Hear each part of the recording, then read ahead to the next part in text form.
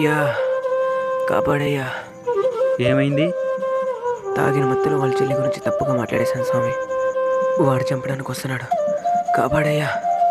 ఇట్టొకడు వచ్చాడు ఎట్టమన్నాడా? నేను చెప్పిన విధంగా చేస్తావా? ఎక్కడంటే అక్కడ ఎత్తకుతా ఉంటావు, నువ్వు ఇక్కడ ఉన్నావురా?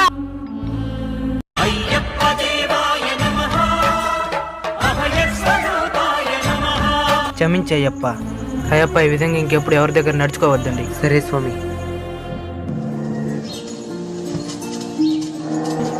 అయ్యా నీకెప్పటికీ రుణపడి ఉంటానయ్యా. నీ పని ఇంతటితో అయిపోలేదు, నువ్వు చేయాల్సింది ఇంకా ఉంది. మాలధరని చేశావు కదా, మండల కాలం పాటు కఠిన నియమాలతో దీక్షను ఆచరించు. ఆ తర్వాత ఏ చెడు నీ దరికి చేరదు. ఖచ్చితంగా ఆచరిస్తాను.